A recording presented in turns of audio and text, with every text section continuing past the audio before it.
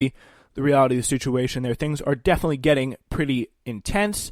The Twitter thread from Politico's Thompson also mentioned a report you published with Holly Otterbein, which is, again, the disturbing, sketchy article that we talked about earlier in the show.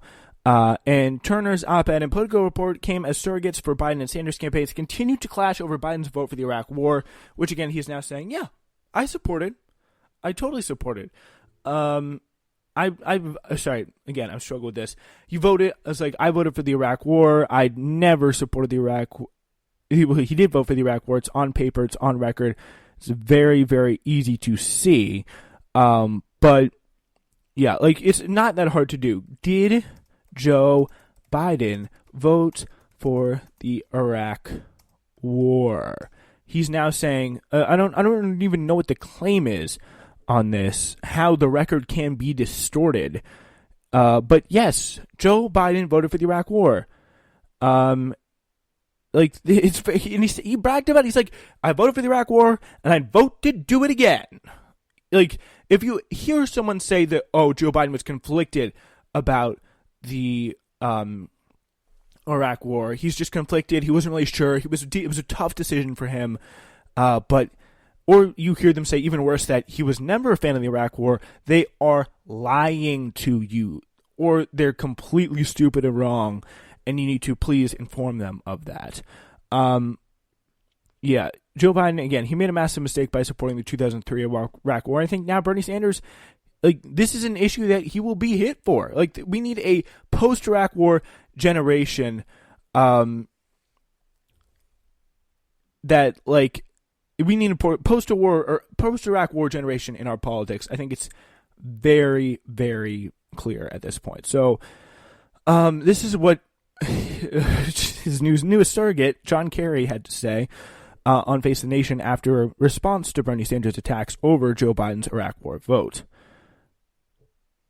Called it appalling that after 18 years, Joe Biden still refuses to admit he was dead wrong in the Iraq War. This is the Bernie worst here. Foreign policy blunder in modern American history. Given what you know about the region and how Iran was essentially empowered by that, why doesn't he just call it a mistake? Well, I think, in fact, Margaret, I think that Bernie regrettably is distorting Joe's record in the following sense. I mean, he doesn't have what Joe Biden has, which is 8 years of sitting on the National Security Council and demonstrating his judgment, whether it was on his leadership dealing with the migration that was flowing across our border and helping to resolve that with the presidents of those countries, or his work pulling troops out of Iraq and negotiating that and working as perhaps the lead point man on that effort. I think that I know very well what Joe's position was, because I answered those questions back in 2002, 2003 and 4, and it was very clear that what we were doing was listening to a president who made a pledge that he was going to do diplomacy, that he was going to exhaust diplomacy, build a coalition. And ultimately, we learned, as Joe did and I did, that the intelligence was distorted. So Joe spoke out and criticized. Joe was against what they were doing. The vote was not a vote specifically to go to war. It was a vote for the president to have leverage with respect to getting Saddam Hussein back to the negotiating table, back to the inspections, excuse me. And I think we were let down, and Joe has said many times that it was a mistake, obviously, to trust the words of the administration who didn't follow through on what they said they were going to do. And all right, so yeah, enough of that. He's just kind of blandering on and on. But, like, the fact is, like, this is just completely by all available evidence. There is, like, it's time and time again. And it makes him sound like, oh, he did it, but he wasn't really reluctant. He challenged. He wasn't really for the Iraq War. He was just, like, literally pretty much supporting the Iraq War as little as possible. Like, they can't really not say that he didn't support the Iraq War, because it's just easily disproven. But they can sure as hell spin, and they will try to spin the narrative that, oh, he was just doing it as little as possible. Like, he didn't want to really fully get into it. He wasn't a big player of war, but that also true. That also as well is just completely BS. Here's a clip from 2002 about Joe Biden. What he had to say. In my judgment, President Bush is right to be concerned about Saddam Hussein's relentless pursuit of weapons of mass destruction and the possibility that he may use them or share them with terrorists. Yeah, so there's that. And he's saying, of course, Joe voted for the war. Vote for the Lieberman-Warner amendment to authorize the use of military force against Iraq. And unlike my colleague from West Virginia and Maryland, I do not believe this is a rush to war. I believe it's a march to peace and security. A march to peace and security. The words from the possible Democratic nominee, frontrunner right now, Joe Biden. And this is what he said on the Iraq war, on the Senate floor, months before the invasion. Like, this could be played in attack ads of Trump, Bernie, anybody. Quote, I voted for the Iraq war, and I'd vote to go to war again. So it's just that simple. And I think the distinguishment from Biden has been long overdue and something that is coming and really, in my opinion, cannot come soon enough. So that's going to be interesting stuff to follow as we head further and further into 2020 here. Yeah. And I do want to get into a little bit more news and maybe step away a little bit, for just a little bit, from the politics side of things. And a very interesting story coming again out of the Olympic in the sports arena.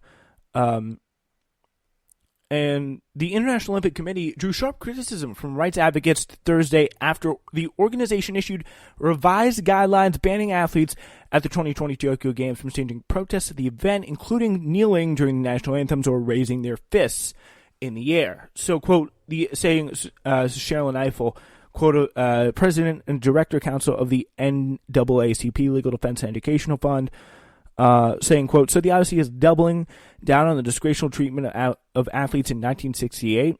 Eiffel is, again, referring to the iconic moment in the Mexico City Olympics where Black Americans Tommy Smith and John Carlos were awarded their gold and bronze medals, respectively, wore black gloves, took off their shoes, and held their fists high to protest poverty and racism. That picture that maybe you didn't recognize what exactly it was from, but I'm sure you've seen it many, many times. I know I have. But yeah, the IOC responded again by expelling Smith and Carlos. So they announced these rules here. Quote, displaying any political messaging, including signs or armbands, gestures of political nature, refusal to follow the ceremony's protocol. This is from the IOC. These specific actions are now banned. It's like, it's really a reaction from it's taking away of the freedom of speech and the freedom of expression that I know it's not the America, but these people really should have. And I'm sure there's going to be a lot of interesting messages, a lot of things going on in the world, a lot of statements that people like to make, and it'd be interesting to see if people do follow this rule, because there's a lot of countries with a lot of conflict right now. It's going to be interesting to see if that comes around. So they're saying they're going to take it on a case-by-case basis, but this update comes less than 5 months after the U.S. Olympic and Paralympic Committee reprimanded athletes Reese Imboden and Gwen Berry for their active protest at the medal podium. Imboden kneeled to protest the multiple shortcomings of a country I hold so dearly to my heart, including, quote, a president who spreads hate, and Berry protested social injustice in America. Tennis legend Martina Navratilova was in the chorus of opposition to the IOC's new guidelines, tweeting, quote, God, how I despise these Olympic politician opportunists. I wouldn't last one day on these committees. So shout out to Martina. I didn't know she was that woke. Anyway, critics pointed to the fact that while the new document asserts that the podium and playing field is a politics-free zone, the IOC itself is not politically neutral as well. Yeah. They have had a long time history of caping to people like Adolf Hitler, playing national anthems, caping to people throughout, like, the U.S. and Soviet Union throughout the Cold War, And yeah, that is a big side of things. And if you got people standing up for, I think it's just a moral responsibility to do. Like the quote, like neutrality. If you've chosen neutrality in times of injustice, you've chosen the side of the oppressor. That kind of that immortal line. That quote that it's all up on the walls everywhere. It's from Desmond Tutu. If you're neutral in situations of injustice, you've chosen the side of the oppressor. If the elephant has a foot on its tail of a mouse and you say that you're neutral, the mouse will not appreciate your neutrality. Yeah, hopefully some people decide to, at least in the Olympics, if they see fit to take that risk, if they're in a situation, it doesn't have to be Americans. I'm not necessarily thinking along the lines of Americans, but if they do take that risk, I hope they are successful in that, and I hope they find the courage to speak out against tough odds. That's a little bit of a sports view, but on that note of standing up for injustice, we're going to end our show, and we'll be back tomorrow, folks, with a brand new episode of Red Alert.